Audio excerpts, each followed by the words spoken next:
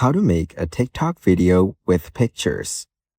To get started, first of all, open up the TikTok application on your phone. You will then be taken to the TikTok homepage. Here, you can explore and view TikTok Reels. On this page, go to the bottom panel and tap on the plus icon in the middle. This is the TikTok camera screen. Here, you can take photos or videos to post on TikTok. Now, go to the bottom right corner and tap on Your Media. Here, you can choose pictures and videos from your camera roll to post on TikTok. Select the photos that you want and then tap on Next at the bottom.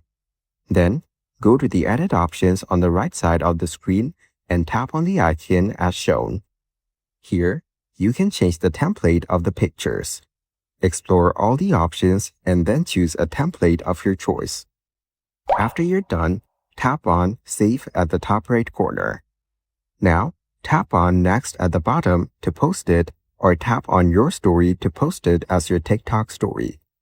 Following these steps, you can easily make a TikTok video with pictures.